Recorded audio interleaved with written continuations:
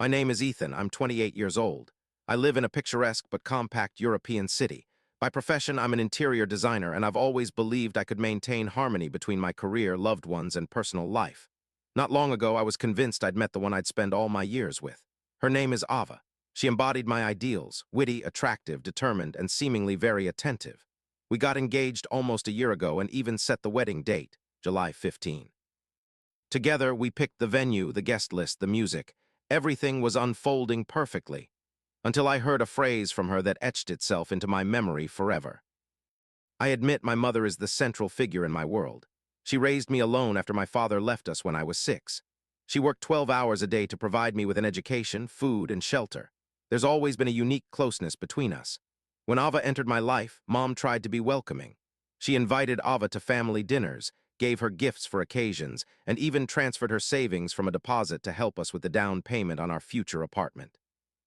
However, this spring, Mom got seriously ill. The diagnosis, a heart condition requiring immediate surgery. This wasn't cosmetic or a whim, it threatened her life. At first, I expected Ava to offer support. After all, this wasn't a stranger, this was my parent. And in the early days, she said the right things. I'm with you.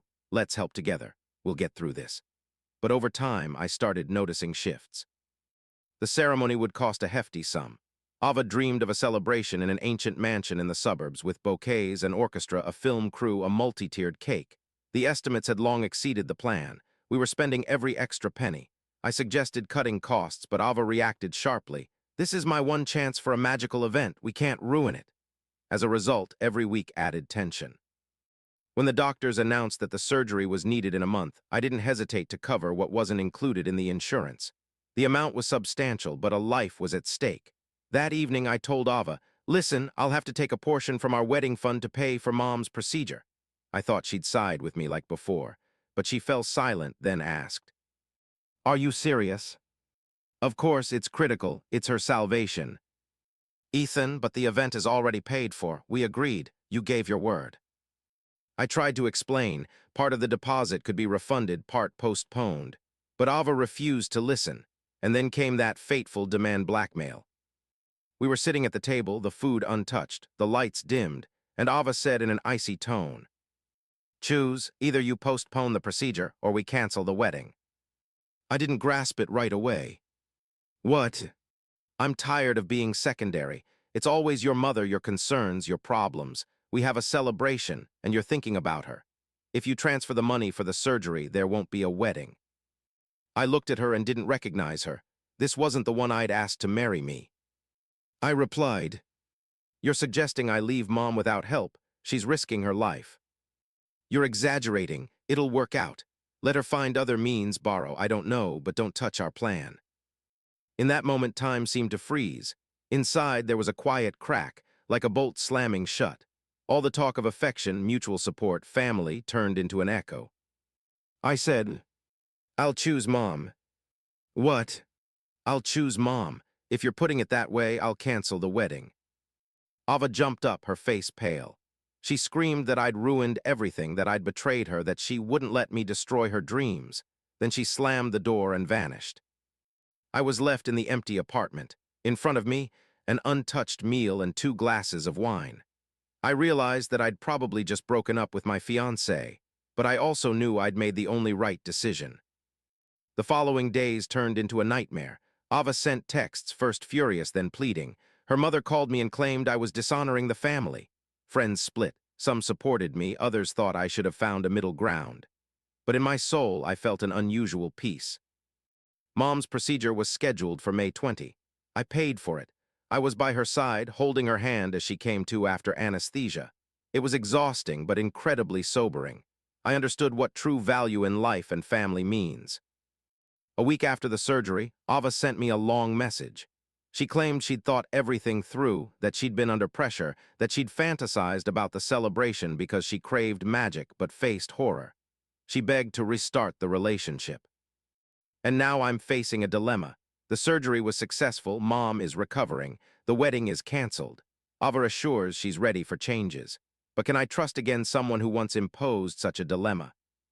Right after transferring the funds for Mom's treatment, the world seemed to split into before and after. In the morning, I was woken by a flood of notifications. The device vibrated like a swarm of wasps had flown into it. Messages from Ava. You have no right to do this. We lost the deposit, everything's ruined. If you value me, you'll fix it yet. Then calls poured in, first her mom, then her friend who was set to be the witness. Everyone said the same, I'd destroyed Ava's fantasy. No one asked about Mom, about her needing emergency help, as if that detail didn't matter at all. I tried to explain, it's about survival, I couldn't do otherwise. In response, you could have found another way, could borrow, could ask friends. It seemed to them that my mother's existence was just an obstacle on the path to their fun. A few days later, Ava posted a photo on Instagram, her in a wedding dress in the fitting room, eyes red, caption, when your other half chooses his mother over you. Comments flooded in immediately. Some encouraged her. He's not worthy. Some stayed neutral. But the crowd just watched the show. I felt like the antagonist in someone else's drama. I blocked all platforms. The phone became a source of suffering. I wanted to focus on Mom. She was preparing for the procedure but saw me wandering like a ghost. Son, she said, don't turn me into a reason for your conflicts. Mom, you're not a reason, you're my blood. But there's no wedding anymore. If it depended on this, then it shouldn't have happened. Mom fell silent. She understood how much I'd invested in this relationship, not just money but time. But she didn't argue. Nights passed without sleep. Thoughts swirled in my head. Maybe I was too harsh. Maybe I should have taken a loan, asked friends, postponed the surgery a month. But every time, imagining Mom without help and myself at the feast, everything turned inside out. A week before the procedure, my best friend Jake dropped by.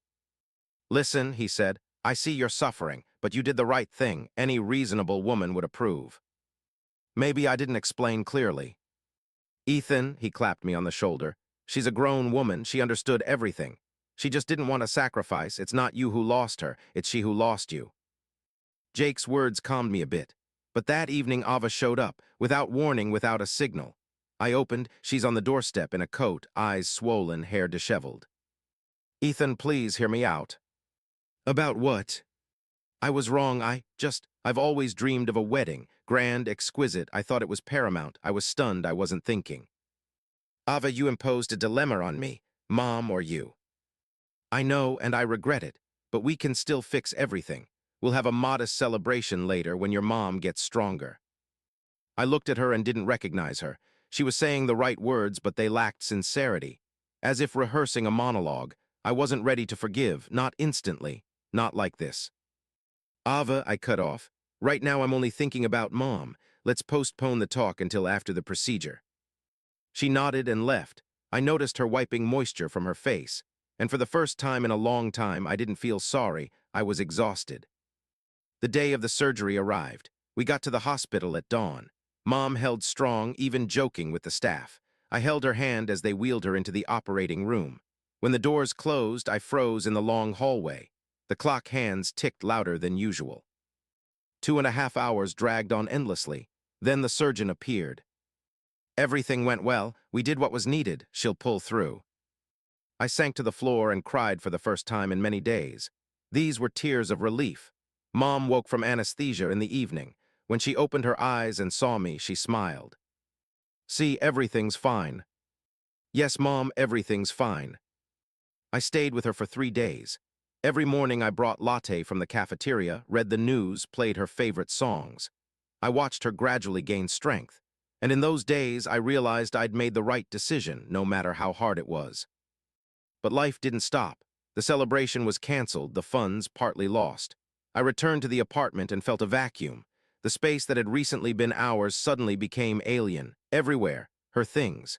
I packed them into boxes and set them by the door. I notified Ava that she could pick them up at a convenient time. The next day, a notice from a lawyer arrived. A claim for reimbursement of her share of wedding expenses, which she allegedly covered herself. I sighed. That's how it ends. I forwarded the document to my attorney. In the evening, I called Jake again. Holding up. Listen, he said. Sometimes fate itself shows who is truly close and who is only in good times. You did the right thing. I hung up and thought, what next? A new chapter, new relationships, or a break to figure things out? 2 weeks passed. Mom is already at home. We watch movies together, cook meals. She jokes that now she has a fresh scar like a medal for resilience. I smile and think that this scar is my triumph too. And then one evening I received a message from Ava, lengthy, handwritten with smudges. She described realizing her mistakes, being selfish, still attached to me and wanting to fix it. She said she couldn't come to terms with the collapse of her magic, but now understands that real magic is being there in trouble. I reread it several times. On one hand, I saw an attempt to take blame. On the other, I remembered that evening her detached gaze and the phrase, "Choose." It hurt like a blade. Can I erase that? Can I trust? I went to bed with this question. No answer came. After Mom's discharge, I realized my reality had shifted into pause mode. Days, work, diagrams, sketches, negotiations with clients. Evenings, Mom, broths, pills, walks in the garden. On the surface, everything peaceful, but inside a whirlwind boiled. I constantly returned thoughts to Ava. At night, I dreamed of our past conversations, how we picked rings, discussed the playlist for the celebration, laughed, fantasizing about the first dance. I'd wake up and feel emptiness. Meanwhile, the issue of finances and lawyers gained momentum. Ava's representative sent a second demand, insisting on the return of unjustly spent resources, including the deposit for the mansion, which, in their version, she paid. In reality, we split payments, just from different accounts, but their interpretation made it look like I'd stolen her capital. I showed the text to Mom. "Son, maybe settle?" she asked. "I feel awkward that it's all because of me." "Mom, not because of you. It's her decision. I'll pay if the specialist says I have to, but I won't buy off a sin that doesn't exist." "You've become stricter," Mom noted, "but I guess that's how it should be." We went to my lawyer. He reviewed the papers, checked transactions, smirked. "Let them insist. Everything listed is joint expenses. They have no legal grounds." I exhaled, at least one pillar of stability. Meanwhile, I started noticing how my daily life transformed without Ava. Seemingly, details. I started sleeping peacefully, seeing friends more often, resumed morning runs, which she always called useless waste of hours. The apartment became calmer, tidier, simpler. Even the air seemed fresher. Jake dropped by again. "Well, how's it without the drama queen?" he asked, chuckling. "You know, unusual. Sometimes I miss but more the illusion than her." "That's natural. You were in toxic bonds thinking it was paradise. When the truth comes out, the mind cracks." We drained beers on the terrace, watched the sunset gild the buildings. And yet, I noted, she sent me a text, repented. Standard move, first blackmail, then I've realized. Maybe she sincerely realized. Maybe only you're different now. You chose Mom. With that, you've already defined who you are. I fell silent. His words hit the mark. Mom recovered amazingly quickly. A month after the procedure, she was already strolling in the garden, chatting with friends. One day at dinner, she said, "Ethan, you can't live only my life. You saved me, thank you, but now live yours."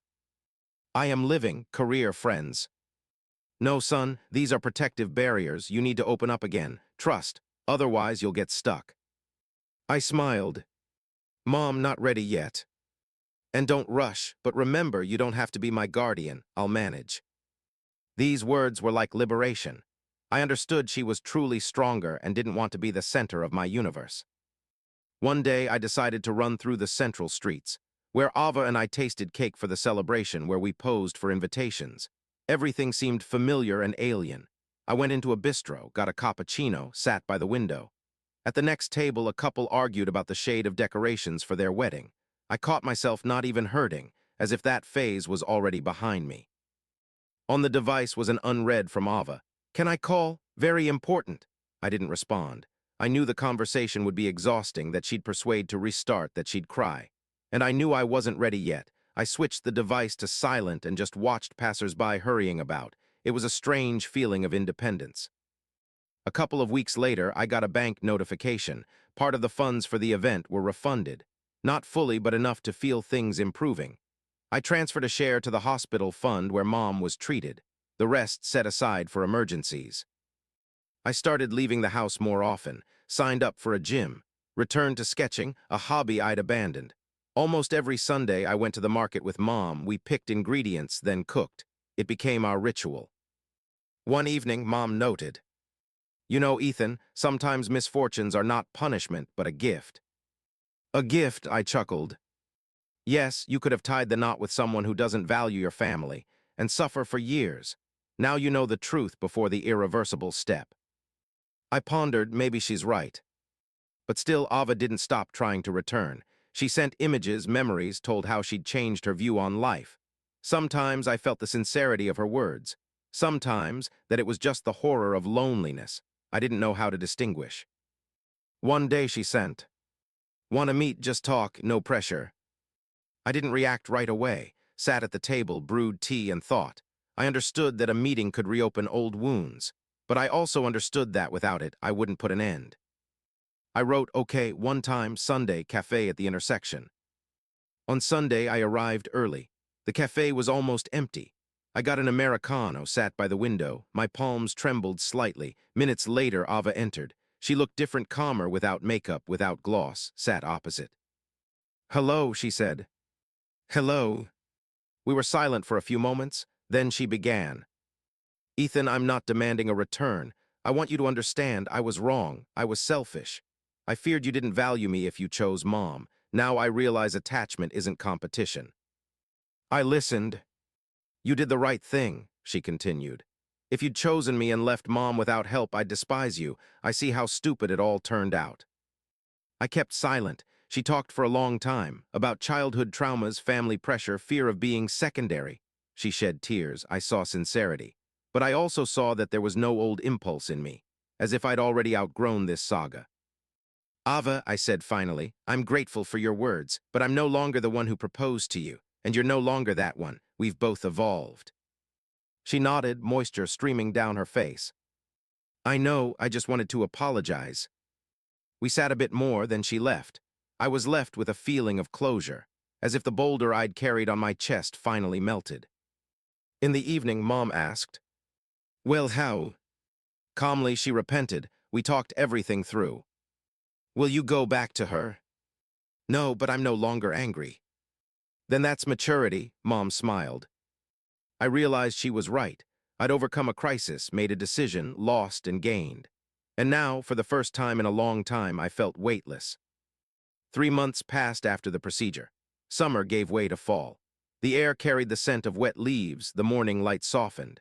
I walked to work along the boulevard and caught myself thinking that for the first time in a long time, I felt no anxiety. The device stopped being a source of tension, notifications decreased, and in my mind, silence. Mom fully recovered. She returned to her activities, garden, kitchen, book club. Sometimes she joked that she felt fresher than before the surgery. In her eyes appeared a spark I hadn't seen in a long time. One day at dinner, she noted, "You know, son, it's like you went through your own procedure too. Not on the heart, but on the soul." I laughed. "Maybe so." At work, things picked up. After a long pause, I took on a major project, restoration of an old building in the city center. It was a chance to shine, and I dove in head first. Colleagues noted I became more focused, firmer in decisions. It seemed to me that the tough choice made in summer endowed me with an inner framework. But despite all that, inside there was a void. I understood I couldn't live just by career and caring for Mom. I started going out more, movies, exhibitions, walks. Sometimes Jake persuaded me to drop by a pub. I began meeting new people, exchanging numbers, and at some point I noted that the world is full of stories and faces I hadn't noticed before. One day in the bistro where I usually drank latte after work, I met a girl.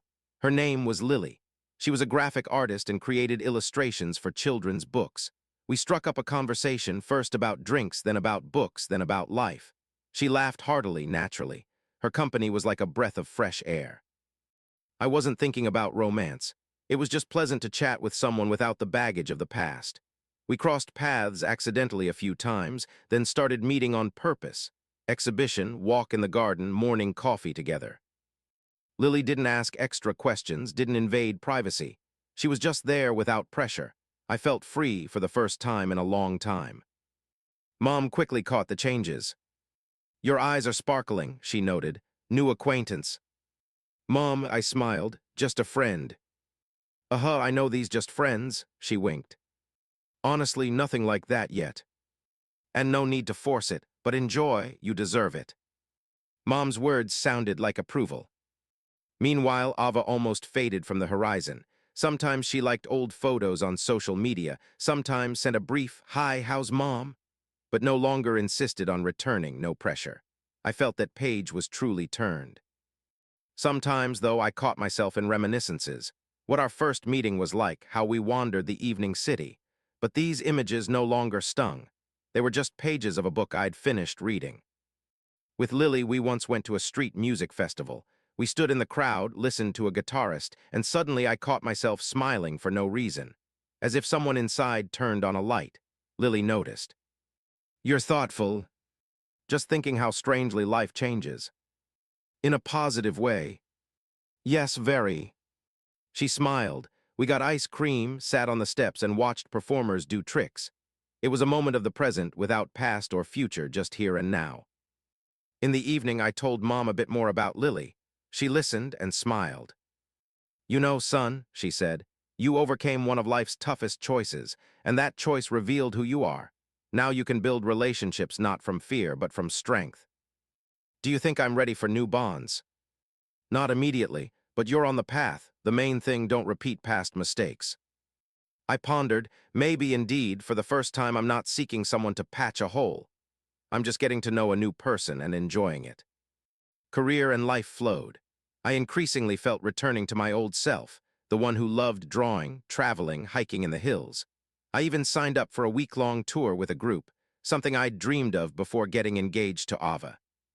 Before leaving, Mom said, "Go, son, live, I'm fine." I hugged her and felt I could truly leave without guilt.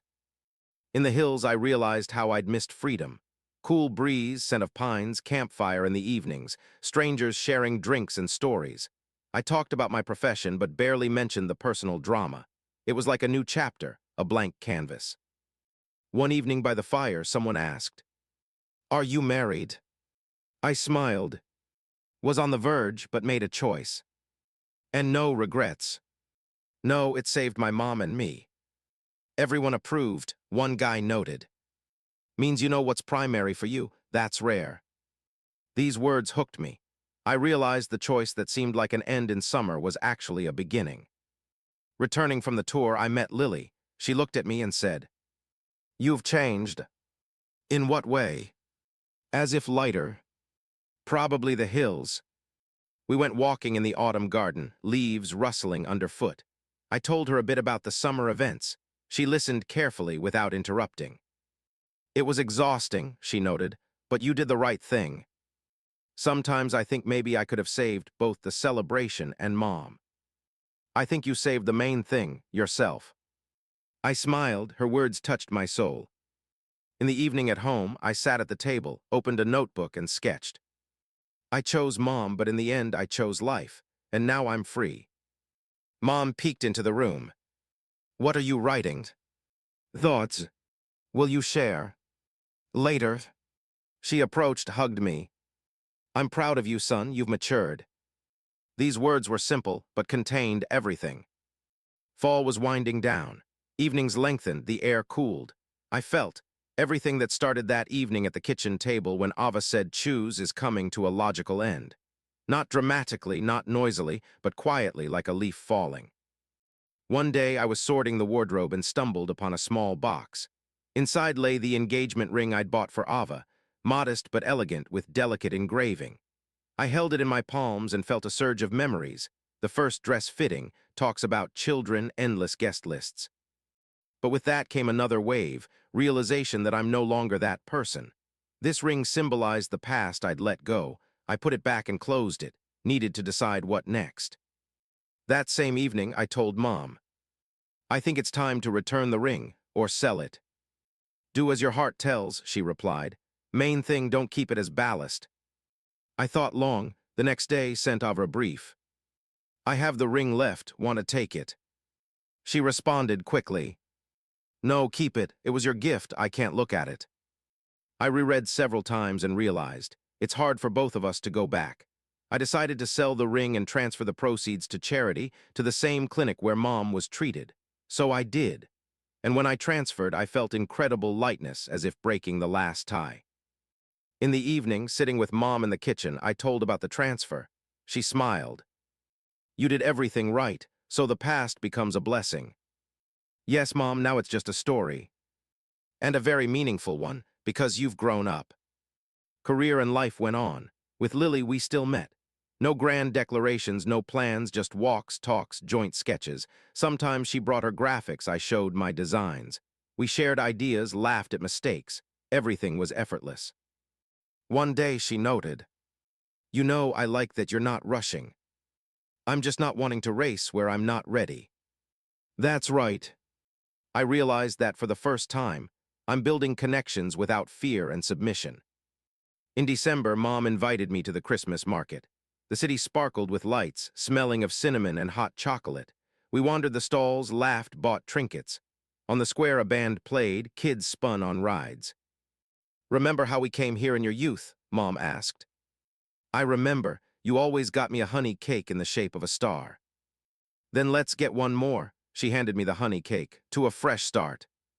I took it, bit, and tasted childhood. Everything came full circle. That same evening, I sent Ava a brief message, not out of need, but as a summation.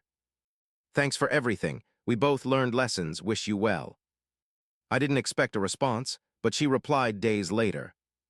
"Thanks, I wish you well too, and forgive me." I read and smiled. That's it.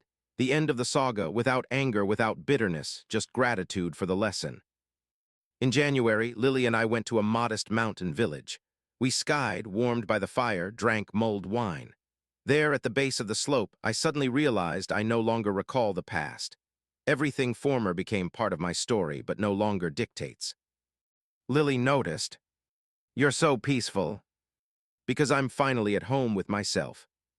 She smiled and squeezed my hand. It wasn't a forever together gesture, but just a moment of warmth. But I felt in that warmth more truth than in any magical wedding. In spring, Mom organized a modest banquet for the anniversary of her procedure. We invited neighbors, friends. She raised a glass and said, "A year ago, my son saved my life, but I think he saved his own too, to valuing what's essential." Everyone clapped. I was embarrassed, but warmth spread in my chest. In the evening after the banquet, I went out to the terrace. The city hummed, twinkled. I thought about how in just a year my reality flipped, but that year became the most genuine. I finally understood that family isn't competition, but support. That attachment isn't blackmail, but a daily choice. That sometimes, choosing another, you're essentially choosing yourself. I pulled out the notebook where I'd started jotting thoughts after Mom's procedure and sketched. A year later. My mom is healthy. I'm free. I'm learning attachment anew. And I'm grateful. I closed the notebook and felt inside peace and light. The next day, I called Lily. "Want to go to the hills tomorrow? Just a walk." "Of course. I have a spot with an amazing sunrise view." "You're acting like someone who's finally found his place." "Probably so." I smiled.